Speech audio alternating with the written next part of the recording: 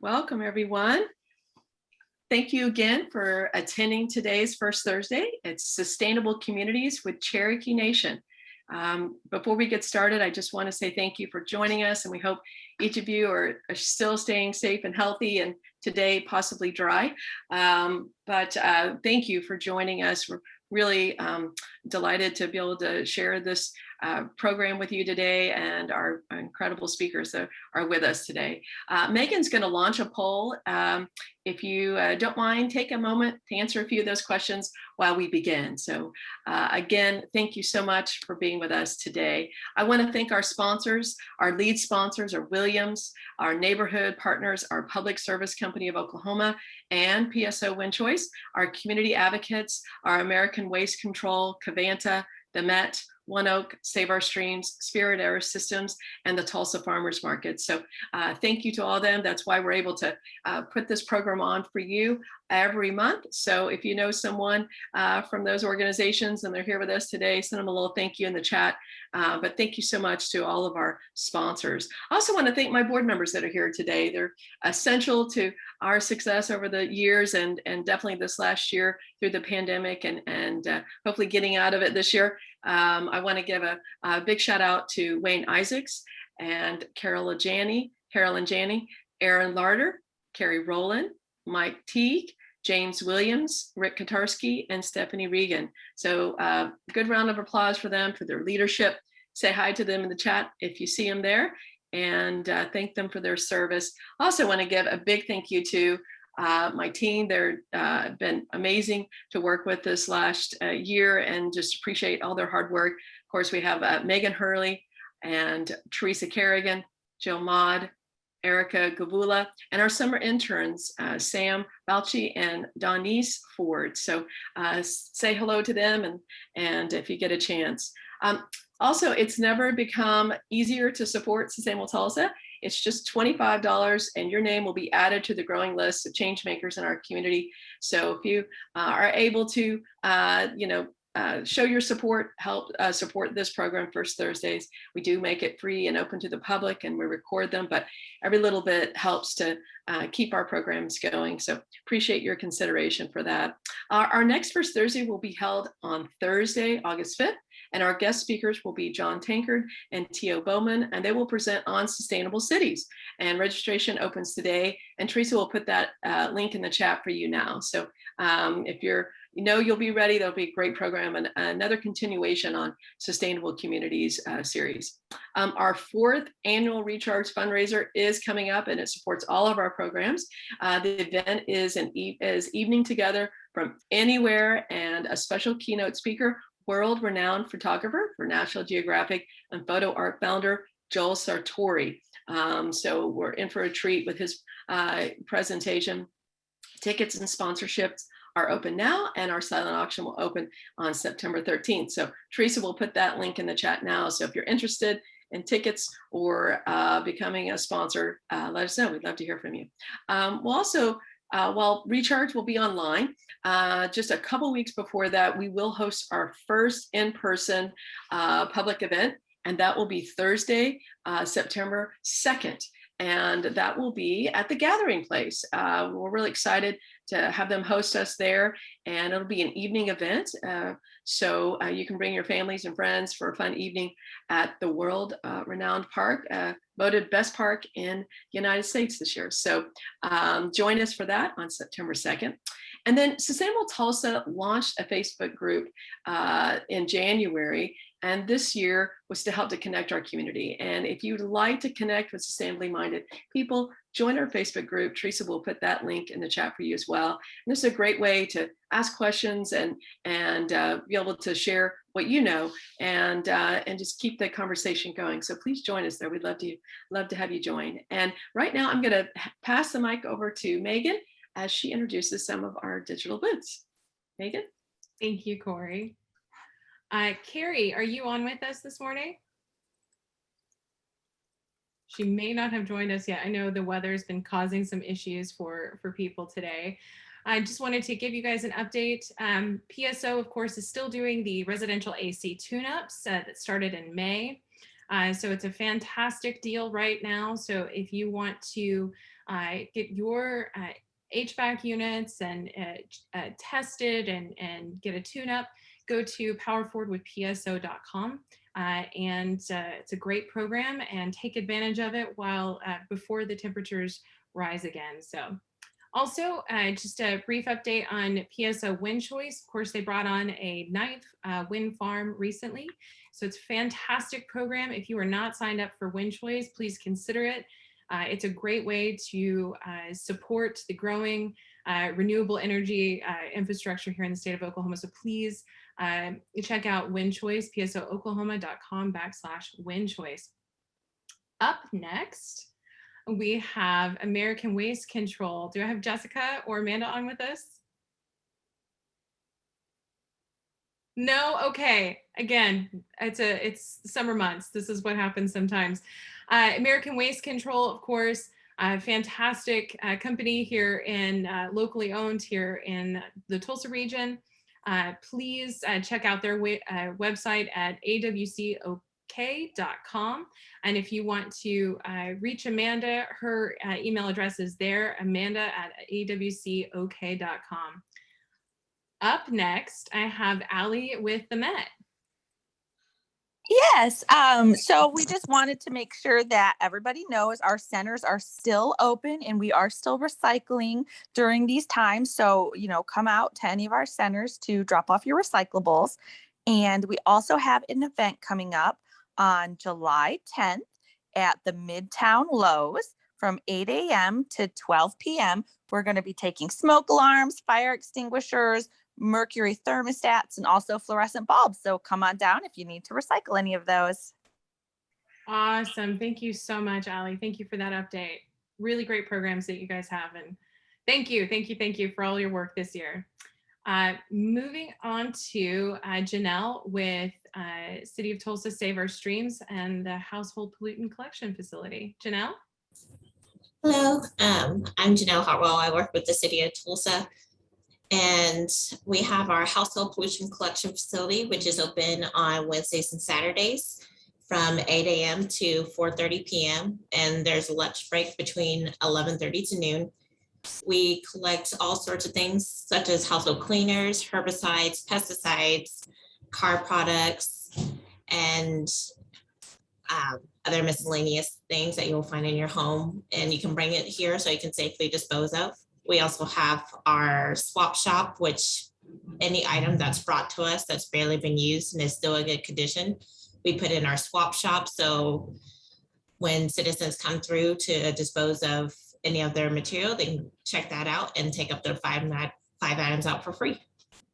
That is such a cool program. I've got to come over there. I've got lots of items I can bring to you. So yeah. Thank you so much, Janelle. And Corey, I'm turning it right back over to you. Great. Thank you so much, Megan, and appreciate everybody's sharing opportunities how to live more sustainably in the Tulsa area. So now it is my honor to introduce our panelists. First, I'd like to introduce Pat Gwin. He is a Cherokee Nation citizen and a fourth-generation Oklahoman. His birth, upbringing, education, career have all taken place within northeastern Oklahoma. Mr. Gwin graduated from Northeastern State University with a BS degree in biology, began his work with the Cherokee Nation in 1992, and has served in the Environmental Natural Resources Executive Administration and Secretary of Natural Resources Department. So been very busy with the Cherokee Nation. Currently, Mr. Gwin is the Cherokee Nation's Senior Director of Environmental Resources and works on numerous DOI, EPA, USDA related projects dealing with environmental issues and policies. Additionally, he directs the Cherokee Nation's ethnobiology program, which includes the seed bank and native plant initiatives. Mr. Gwin is non-professional life, and his non-professional life is consumed by his passion for outdoors and sustainable issues. Pat, thank you so much for joining us today. Well, thank you for the kind introduction, Ms. Williams. Can you hear me okay? Yes. Oh, well, great. Well, I too have to look forward to the great speakers you promised. I guess those must be coming on later in the agenda. I'm a biologist and somewhat socially awkward, so but that's okay. My boss continually tells me I have a great personality to work with plants, so not sure what that means, but actually I'm fairly certain what that means. So, but I heard that Fenton Rood was in the audience, so I'm thinking about just dropping off now. I'm not sure that Fenton was up last week, so I think he should drop off. He shouldn't get this twice in a week. So, but anyway, next, and I apologize to all. We have some technology capability issues here, so Miss Megan is going to have to switch slides for me. So I'll have her. You'll just hear me saying next most of the time. As Ms. Williams stated, work for the Cherokee Nation. Not sure what my current title is. I do know the one that was just given is incorrect, but I really don't pay any attention to titles. So yeah, next slide, please. What you see in front of you is the tribe's seed bank garden and native plant site. It's a place where we cultivate not only plants, but also our language and our culture. And as I normally give speeches similar to this to tribal citizens, so this is going to be a little bit out of my wheelhouse, but we'll do the best we can. So next slide, please. Since I normally interact with Cherokees, I always have to start and finish with this. This is a Cherokee mantra that we live by, and it may not be completely clear to you, but by the end of the speech or the presentation, hopefully you will know a little bit more about what this means. And I will give you a spoiler, it has nothing to do with corn. So next slide. Just for a wee bit of a history lesson, I'm sure most everyone knows, but Cherokee people's original homelands were back east in what I would say the bullseye of the eastern oak hickory deciduous forest ecoregion, which the evolution of our people and our plants was intertwined in such a way that it became our culture became transfixed with those plants. And as we move to the next slide, and we of course see where we are today as a result of the 1838 action, which we refer to as the place where we cried, which a lot of folks will refer to as the Trail of Tears. But this is going to be actually the main thrust of my topic today, because we were talking about sustainability and climate issues. This is a slide that displays that the Cherokee Nation has already basically gone through one very dramatic climate change aspect. The shift from the eastern deciduous forest to the fringe of the tall grass prairie and the cross timbers has been almost genocidal to our culture, and basically continues to be a wee bit. And I will explain that with each passing slide. So next slide, please. We're going to look at this slide a lot today. When we're dealing with issues of climate change, and by the way, I'm never going to talk about the politics of climate change. I don't do that to people. We're going to talk about the numbers of climate change. And I just want everyone to get familiar with these numbers, because the numbers, as we look, the difference from the eastern homelands to Oklahoma, they don't appear to be that dramatic. But as we move forward, I'm going to show you how that has affected our sustainability and our interaction with our culture and our climate. Next slide, please. Current day, as Ms. Corey stated, you know, I have to do a couple of things. That's what I get paid to do. I certainly don't get paid to speak, as you all can see. But we have the seed bank and we have cultural forestry. And as we move to the next slide, we will talk about our seed bank. Of course, we refer to plants by their Cherokee names. So you will see Selu, our corns, our Tuya, our beans, our Wagugi, our squashes, our pumpkins, our Galeni, our gourds, our Jola, some of our cultural ceremonial plants, and then we have our native plants as well. The one you see in the lower right that happens to be one of our potato type plants. You all would refer to it as Jerusalem artichoke.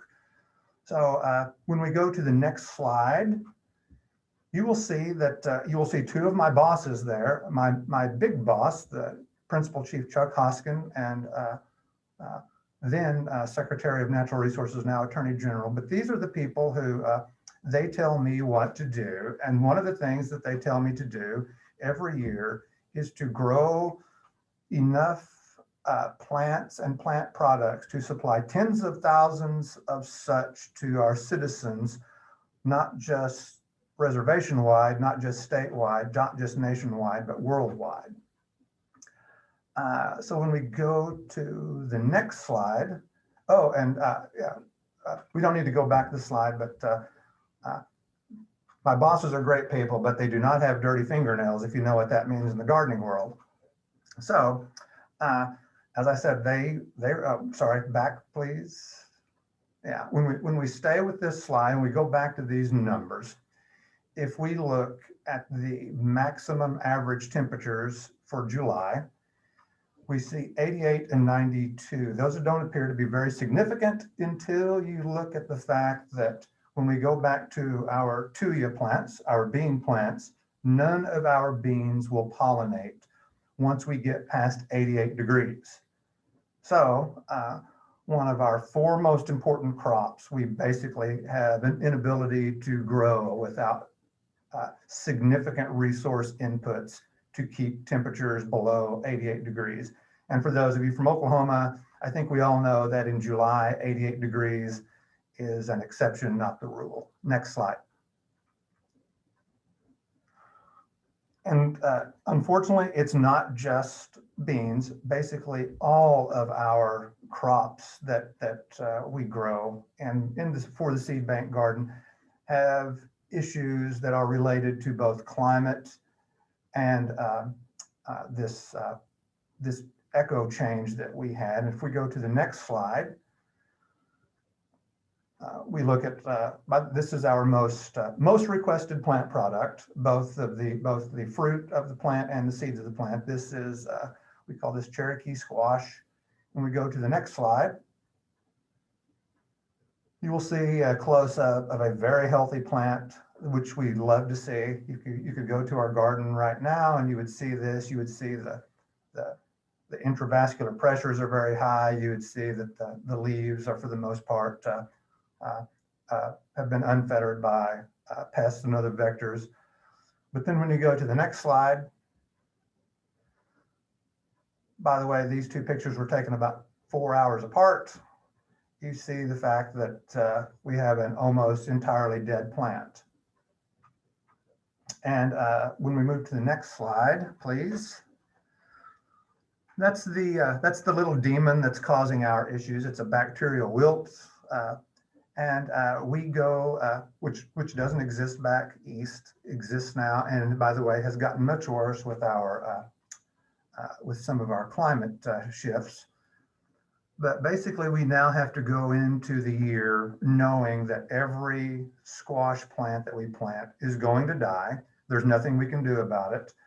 We can prolong its death, and we just simply hope that we can maintain the plant long enough to get at least a modicum of a harvest. So unfortunately, that's my reality. And we have, as I said, I talked about the beans, I talked about the squash here. We could go in with the same issues with the corns. We could go in with the same issues with some of the other ceremonial plants.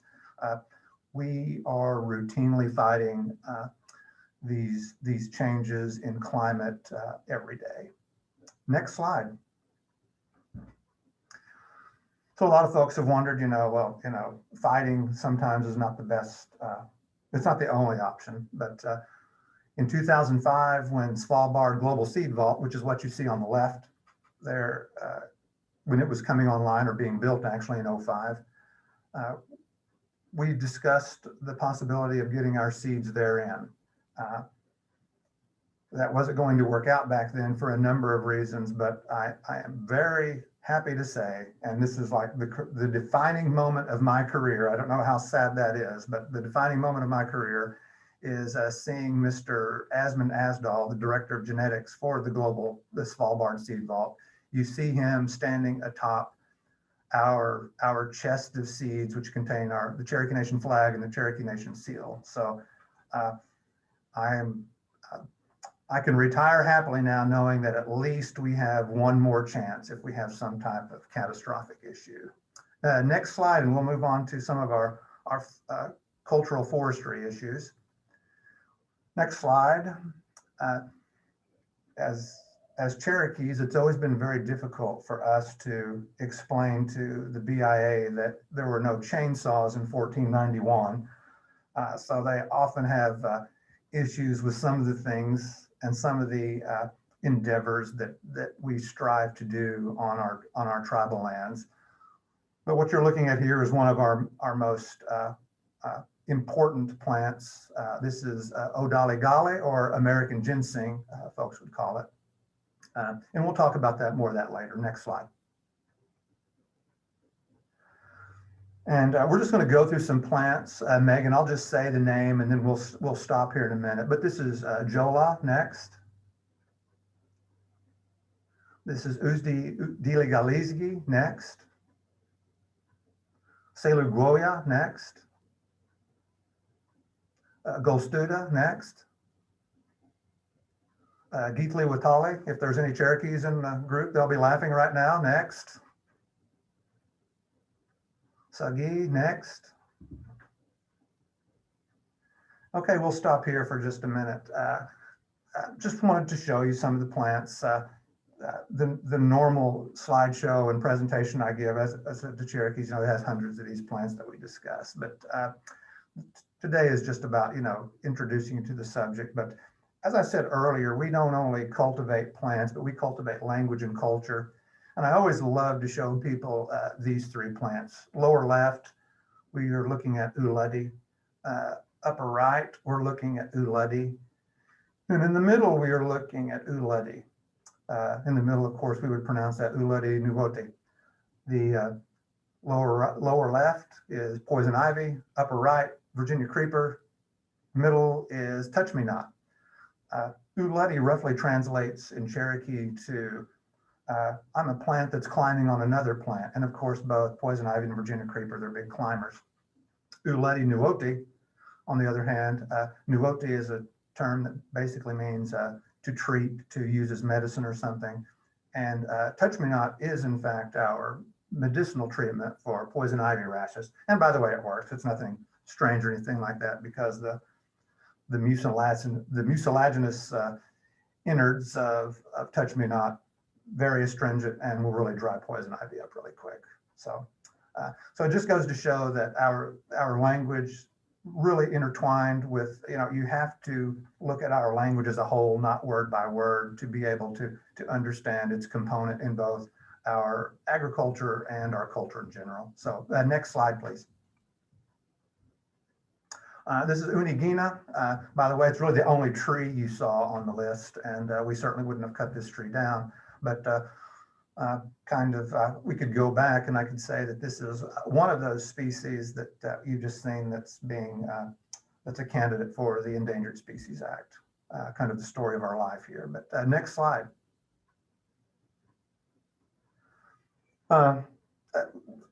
When you look at these three handsome devils in front of you on this slide, back in 10, 12 years ago, a group that we're going to talk about later, the medicine keepers, had requested that American ginseng, Odaligali, we try to get that growing back and its usage back going in today's reservation.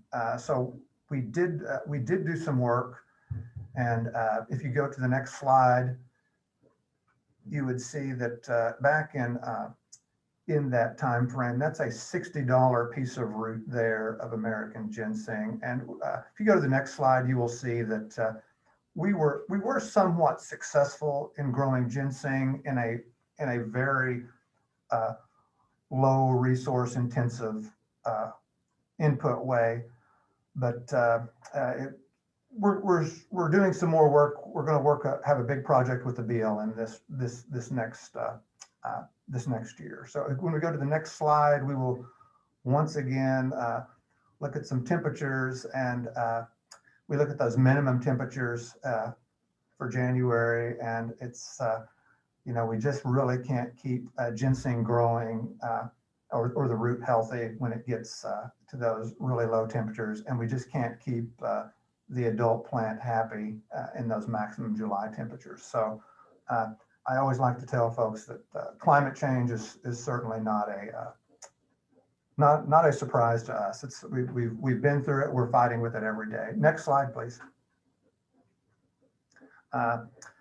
Unfortunately, it's not just the ginseng. I mentioned the Endangered Species Act, how we have numerous species that are candidate species for that. And we move to the next slide. Once again, we look at Uzdi dili galizgi. This would be, some might call this red root, some might call this prairie willow. Cherokees would call it one of our most important plants that we have. I have 2 hands, 5 fingers on each hand. If I were to lose one hand, I would still have enough fingers to count all of the places where we have a population that we can pick this plant from the wild. And when I say population, some of those are populations of one plant. Interestingly enough, it's a dioecious plant. On the left, you're looking at the male plant. On the right, you're looking at the female plant. And the female plant that you're looking at on the right is also the female plant for the entire Cherokee Nation reservation. It's the only one we know of. So when we move to the next slide, what do? Our garden seed bank native plant site. It's a everyday activity, every week, every day of the year. Here you see us doing our annual stem cuttings of the Uzdi dili galizgi. This was some of the female stem cuttings, and on the right you see one of our cultivated plants that we've established, and in a good year we will produce 10 to 20 of those species, about 10 males and 10 females, and we get those to our ceremonial grounds and to our cultural practitioners. When we move to the next slide, which by the way is the last slide, this is Crosland Smith. I certainly refer to him as a great Cherokee. I refer to him as a very important Cherokee. Crosland is the spiritual leader of our medicine keepers. The medicine keepers are a group that Dr. Carroll is going to speak about later, but Crosland Smith is the grandson of Redbird Smith, who also talked about no self-respecting Cherokee would ever be without a corn patch. And it's Crosland and the medicine keepers that guide our activities and have us working towards sustainability. I don't know if we're sustaining. I don't know if we're maintaining, but we are trying, and we're attempting to try harder. We've got a lot of younger folks, much better than I, coming up, and hopefully in the future, the plants and the words that I said will not be as rare as they are now. So with that being said, I think that Corey's going to open this up for questions at a later time. So I will just say thank you, and I hope you all enjoyed it. It was my pleasure. Thank you so much, Pat. Love seeing all the plants, of course, and congratulations to you for establishing the seed bank. It's quite a accomplishment. So congratulations on that. And yes, we'll open up for questions here in a little bit, but in the interim, I'm going to introduce Dr. Clint Carroll. He is the Associate Professor of Native American and Indigenous Studies in the Department of Ethnic Studies at the University of Colorado Boulder, a citizen of the Cherokee Nation. He works at the intersections of Indigenous studies, anthropology, and political ecology, with the emphasis on Cherokee environmental governance and land-based resurgence. Currently, he is working with Cherokee elders, students, and Cherokee Nation staff on the Integrated Education and Research Project that investigates Cherokee access to wild plants in northeastern Oklahoma amid shifted climate conditions and fractional tribal lands. Funded by the National Science Foundation and the Indian Land Tenure Foundation, this work aims to advance methods and strategies for Indigenous land education and community-based conservation. So we're really looking forward to hearing your presentation, Dr. Carroll. So thank you so much for joining us. Well, thank you, Corey. Hello, everyone. Thank you for that kind introduction. And you're going to hear a beep because I'm going to set my timer, my egg timer here, so I don't go too far over. But also feel free to interrupt me if I'm going past time. Thanks for having me. I'm really happy to be here today, and thanks everyone for joining us. I wanted to say a couple things. First, I'm joining you what looks like from Sequoia County in Cherokee Nation, but I actually live here in Colorado in the city of Longmont, and that is known by the indigenous peoples here as home to Arapaho, Cheyenne, and Ute people. So I wanted to acknowledge where I was speaking from. And then this virtual background is from some of the work I did out near Marble City, and I'll talk about that here in a minute. I wanted to recognize my former supervisors and co-workers at the Cherokee Nation Office of Environmental Programs, some of whom are on the call today. Nancy, John, Wayne Isaacs, April Halfcoat, Jason White, and Sheila Sevenstar. Great to see you all. What I'll be presenting today is kind of a more contemporary iteration of continuation of the work that started really back during my time as an environmental technician in that office in 2004 and really during the summers of 2004 to 2006. So I want to thank all of you for your support and encouragement, especially to Nancy John, who really championed me as an employee and really kind of ushered this work that I'll be presenting today. And just wanted to acknowledge that. By way of introduction, before I share my screen and get into the slides, I wanted to say a couple words about sustainability, just to contextualize what I'll be presenting today. And as Indigenous people, when we think about sustainability, we consider not only the impacts of our actions in the realms of development and energy consumption, which kind of to me speaks to a more dominant framework of sustainability, but more centrally, we think about the maintenance of our relationships to the land and the other beings we share it with, many of which you saw highlighted in Pat's presentation. So we think about sustaining these relationships and the ethics, knowledge, and practices that they encompass, all of which ideally should guide our approach to land management as tribal peoples, but also ideally should inform non-tribal environmental policy as well. But of course, as Indigenous people, we operate under significant political and environmental constraints. So we think about climate shift that Pat just presented on as a result of the Trail of Tears, the subsequent land loss as a result of the allotment policy, and the resulting limited jurisdiction and authority that we have over the very few parcels of tribal land that we're able to hang on to or reacquire since that time. Language loss and knowledge loss, and then additional challenges posed by climate change. So in this context, I'll be talking today about the Cherokee Environmental Leadership Program. And to me, this is one approach of many that addresses these challenges for Cherokee people specifically. It's an embodiment of traditional Cherokee understandings of sustainability. It's directly informed by and in partnership with our elder medicine keepers, who I'll be speaking more about in a minute. And so I want to just kind of give you a snapshot of what we do, provide some background on this program, and then kind of talk about from the voices of the participants, the students who are a part of it, why we think this is important.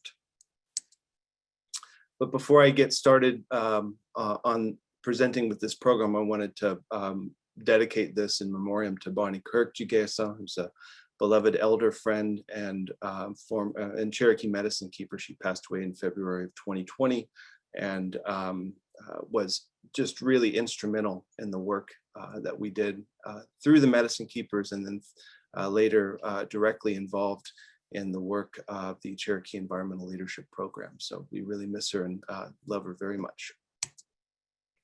So this quote from another one of our Cherokee medicine keepers, Gary Van, really, to me, it says a lot about how Cherokee people understand our relationship to the natural world.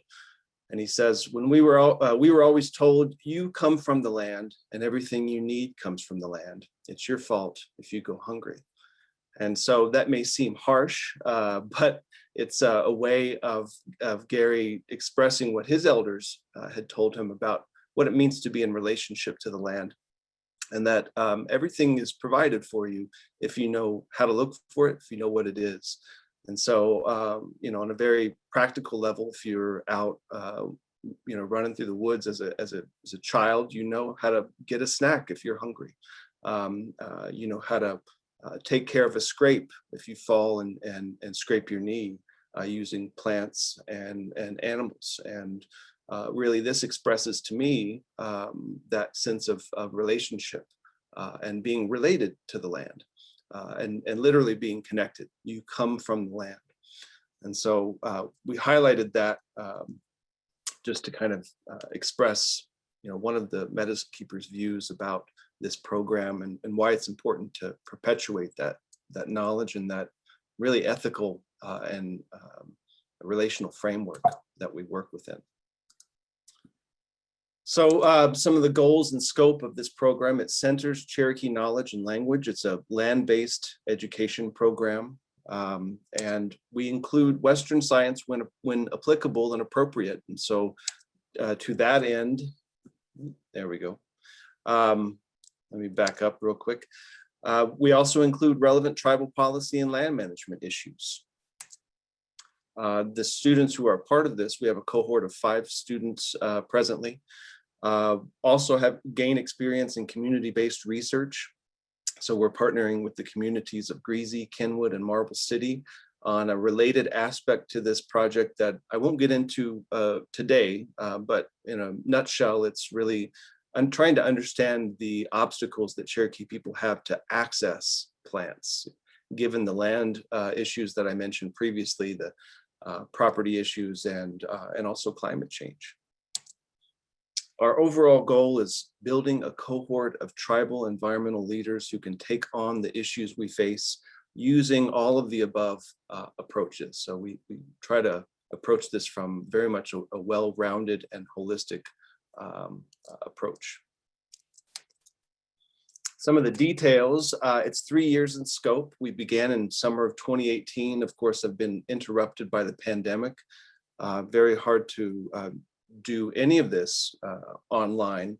And then also the risks that the pandemic has posed to our elder fluent language speakers precluded any intention of getting together physically over the past year and a half. But we're gearing up for another meeting in the fall. This is built upon the past work and ongoing relationships with the Cherokee medicine keepers that Pat mentioned previously. He and I worked together, and this was after my time at the Office of Environmental Programs for the Cherokee Nation. I went to work with Pat at that time when he was in the Natural Resources Department. And just a very short, brief origin story of the medicine keepers is that they were a group of individuals who Pat and I had been talking with individually, so separately. And one day, you know, Pat and I were scratching our heads wondering, okay, how do we, you know, really pick up the momentum on what was then a tribal ethnobotany project, and really kind of getting people to talk about their knowledge in a comfortable way and an appropriate way. And Pat suggested why don't we just get them all together and have them talk to each other? And on that October day in 2008, the Cherokee Medicine Keepers were born and put their will and knowledge and efforts behind perpetuating our traditional ecological knowledge. And Pat and I have been working with them ever since. So partnered with currently the Cherokee Nation Secretary of Natural Resources Office, as Pat mentioned. And this program specifically is funded by the National Science Foundation and the Indian Land Tenure Foundation. As I mentioned, the Cherokee Medicine Keepers were formed in 2008. They're a group of elders and knowledge keepers. They serve as an advisory council to the Cherokee Nation Secretary of Natural Resources on ethnobiological and land issues. And their overall mission is to perpetuate Cherokee knowledge of wild plants and to preserve the health of Cherokee lands for the benefit of present and future generations. So they really make that connection between land conservation, knowledge preservation, and health, community health and landscape health. This is an image of some of the medicine keepers and some staff and our tribal leaders. This is the medicine keepers receiving a community leadership award in 2017. And you'll see Crosland Smith there standing next to Chief Baker, Anna Six Killer, Nancy Ratcliffe. I'm going from right to left. Bonnie Kirk Jigesa, Donina Squirrel. Of course, I missed the Miss Cherokee there. So Donina Squirrel, our Deputy Chief Crittenden at the time. And then going from left to right, that's yours truly. Right behind Bonnie Kirk, that's Feather Smith. Let's see, Ed Fields. I can't make out who's behind Ed. Kevin Darty, Pat Gwin, John Ross, right behind Chief Baker there. And then our other Miss Cherokee. Some of our guiding principles, and these come from the medicine keepers. We conducted a curriculum development workshop, if you will, seated around a fire for a period of 2 days, and they came up with these guiding principles for this land education program. And the first one was building a strong relationship to the land. So in Cherokee, Nigada, Gust, Didadada, we are all related, and that's expressing our relationship, relatedness between each other as human beings, but also between human beings, Cherokee people, and the land and other than human beings that live on it. Looks like my numbers got messed up somehow. That should be a number 2. Teach by showing, learn by doing. So Squayoha ga is the word for teach, the command for teach me, but it really means show me. And that is, as Pat was saying about the language, indicative of how Cherokee worldview is expressed through our language, and also has a very different connotation than any kind of coercive sense of teaching, or kind of top-down hierarchical sense. It's more of show me how to do it. And that's how I'm going to learn. Should be number 3 there, communalism and interdependence. So this provided by Anna Six Killer, Skinogi Gaweska. If we work together, we'll get somewhere.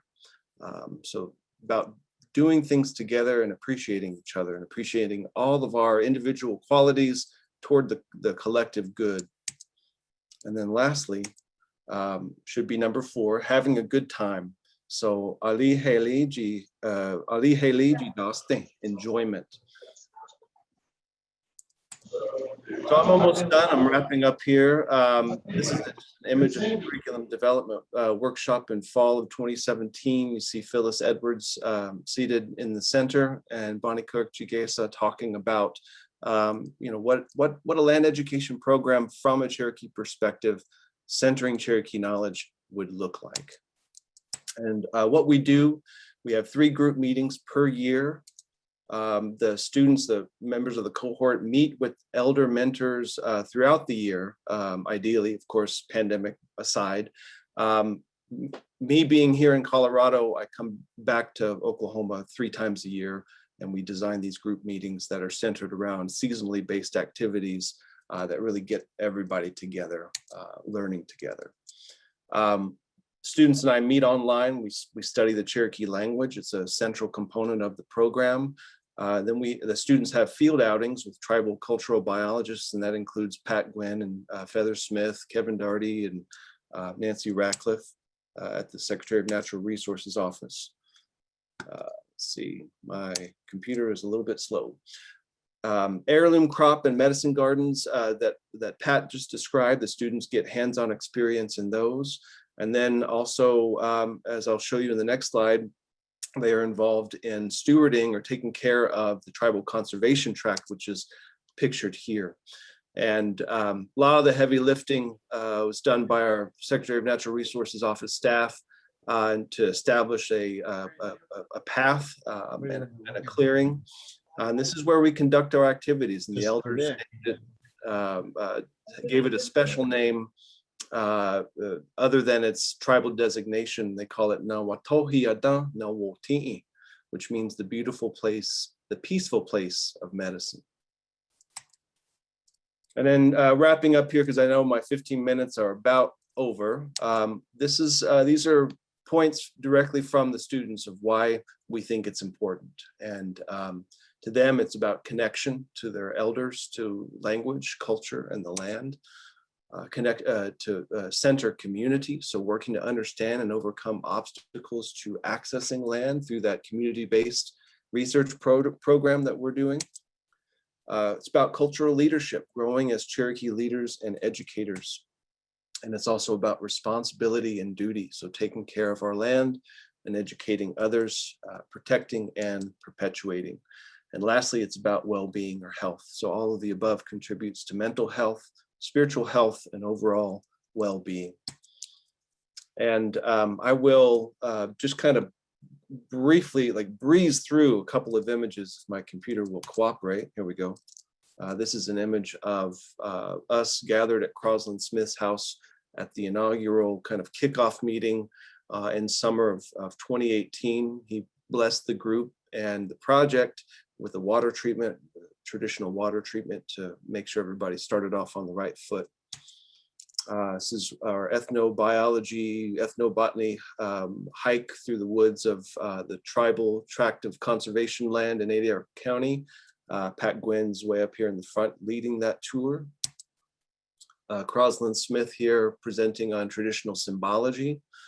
And we have a lot of these kind of spin-off activities and sessions or workshops that involve our elders somewhat spontaneously offering pieces of knowledge that are central to what we do as a group. And this here is an activity in fall of 2019. So our last time we were able to gather in person, and Anna Sixkiller is showing the students and our junior member here, Cherokee Davis, how to make kanuchi from hickory nuts from scratch using a canon that was made by David Cummingdeer specifically for our group. Students doing it on their own, pounding those nuts down into what becomes a kanuchi ball. And we submerge that in boiling water, strain it, combine it with hominy or rice, and throw some salt or some sugar in there, and that produces quite an amazing delicacy, in my opinion, but a cultural dish that we have in the fall and winter. And so with that, I'll go ahead and stop. A couple minutes over time. Wadon, thank you everyone for joining, and look forward to Q&A here if we have some time for that. Great, thank you so much, Dr. Carroll. It's really wonderful to see the different generations coming together and learning and sharing, and what a wonderful program. And so sorry it had to be paused during the pandemic, but glad to hear that you're able to pick back up. And so if you have questions, please share those either with Teresa or share them in the chat there. But you know, one question that did come up is, if you are not part of the Cherokee Nation, are there ways to learn and to be involved? I guess that would be for you, Dr. Carroll. Well, I would actually pass that off to Pat, because Okay. I think their program runs a number of in collaboration with, I would say, the Office of Environmental Programs, runs a number of, speaking of Cherokee Nation being, one of the largest employers in the state of Oklahoma, that those collaborations with Earth Day and different types of events come to my mind as far as, how Cherokee people are, inclusive of non-native, non-Cherokee Oklahomans, in those types of efforts that really, speak to an indigenous ethic of benefiting everyone. But when it comes to kind of the more, cultural knowledge that we're covering in the land education program, that's where it gets a little tricky. On the one hand, we've got a lot of information that Pat in his office has produced in conversation with the elders that, it's available, it's out there on the web. And so it's available for people to pick up and learn and respect, and treat appropriately. But when it comes to some of the more esoteric medicinal knowledge of our plants, that's where it gets a little bit more guarded when it comes to recognizing that this knowledge has been simultaneously in the past exploited and ridiculed. And so Cherokee people have I would say a absolute right to be guarded with that knowledge. And in fact, that's one of the big issues that we've encountered throughout the work with our elders is, how to handle this subject respectfully, at the same time as perpetuate it in situations that really it wasn't designed to be a part of. Cherokee people didn't have curriculums for passing down traditional knowledge, as early as 20 years ago, right? But the medicine keepers recognized that it is something that we need to put a concerted effort to perpetuating and getting the younger generation maintaining their interest in it. And so that's why we see where we are today with programs like the Cherokee Environmental Leadership Program is, how do you do this in a way that acknowledges all the challenges that we face in addition to the challenges of perpetuating the knowledge itself. So that's kind of, as I said, one approach of many. And Pat's office is doing a lot of work in that regard as well, as you saw today. Thank you for a very thoughtful response. And Pat, I don't know if you have anything you wanted to add to that as well, or. I might add that I would echo everything that Dr. Carroll said, but I would also state that, every year the Cherokee Nation has its national holiday, end of August, 1st of September. And I'm out there for a week giving garden tours and native plant presentations. And as Dr. Carroll said, those are welcome to anyone who wants to come and learn about the plants. And I did 37 once, and 37 garden tours and presentations in 3 days once. So yeah, it's we do a lot of that. So. Okay, thank you. Another question is, as your first slide there, Dr. Carroll, was about, a quote that, you should never be hungry if you're from the land and the land should feed you. And so I guess the question would be, as you're doing this research and this project, do you have enough land to feed yourselves and your community and the project that you're doing? Or is there an effort to find other resources and locations in order to build on that area?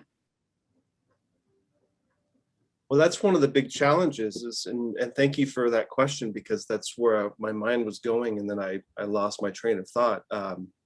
But in order to perpetuate knowledge and practices and ethical frameworks for being related to the land, you can't do that without land. So it's a major issue, and that's something we're trying to understand better with regard to how people in the rural communities are navigating that specific problem or issue, but also how the Cherokee Nation can lend its resources, whether they be legal, political resources, or GIS technology in terms of of coming up with a tribal conservation strategy. And in line with that, as I mentioned, we have a tract of tribal land the Tribal Council has designated as a cultural conservation tract that was really significantly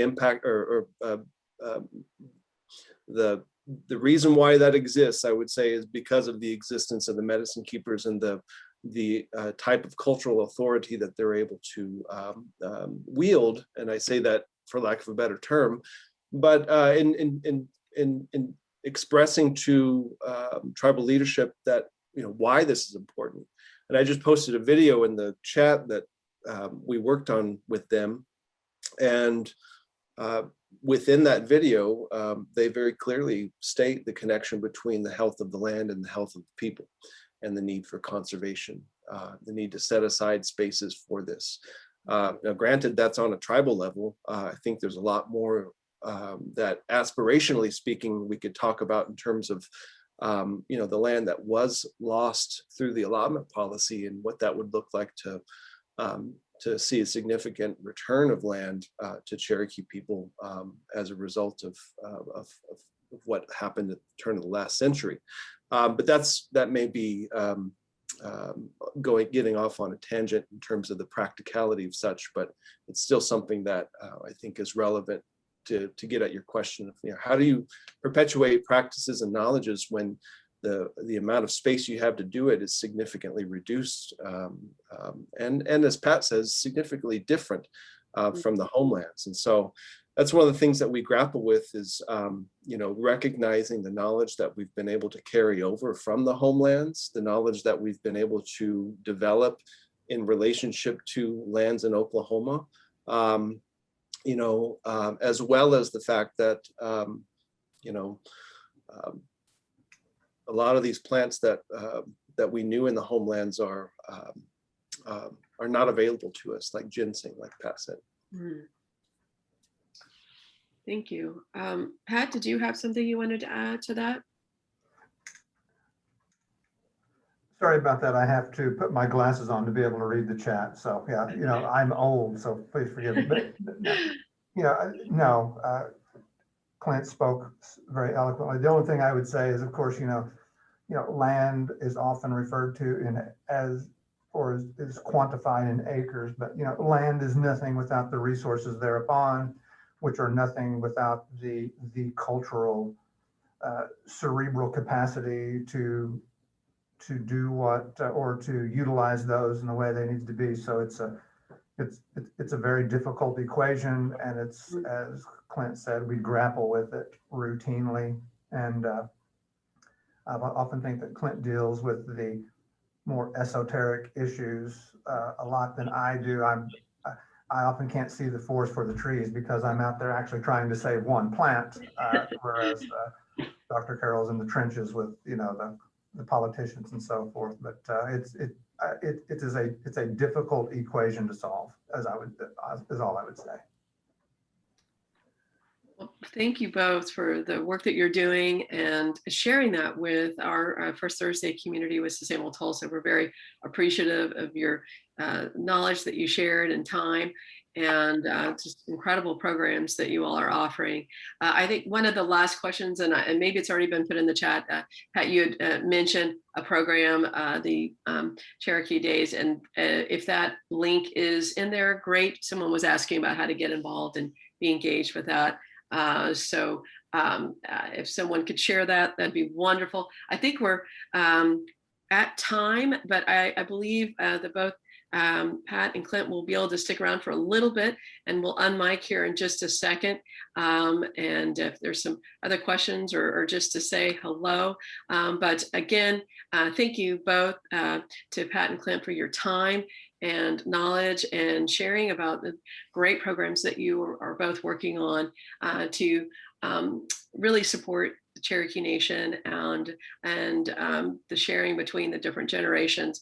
knowledge and looking toward the future as well. So thank you so much. Again, definitely a virtual round of applause of appreciation for you all being here. We have one last poll that Megan is about to launch. So please take a moment to answer those questions for us. We'll be sending out an email tomorrow with today's recording, as well as any links and resources that were shared today. And I know I saw several people joined a little late, so you can catch the rest of the program. So look out for that email. And also, while you're answering that poll, that question, I wanted to let you know that July Sustainability Challenge will go to being plastic free in July. It's a challenge. It's hard to go to the store and to avoid it. But the goal is to find ways to reduce plastic in your daily activities. So the challenge is going plastic free in July. Tomorrow's email will also include links to reading resources and ways that you can stay engaged on that particular topic. Also, join the Facebook group. Teresa will put that link again in the chat for you. This is a great way to connect and get ideas and recommendations and continue to learn and share on your sustainability journey.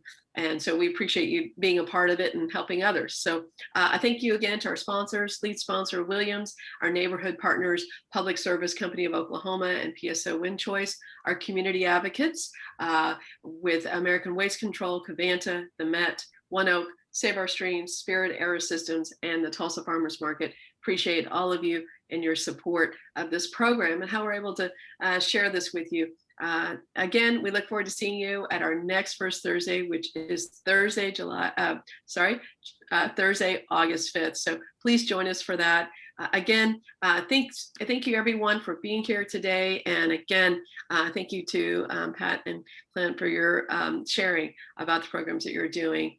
And stick around. We hope you stick around for just a little bit and then Mike can say hello because we surely miss you. Okay, have a good rest of the day. Thank you.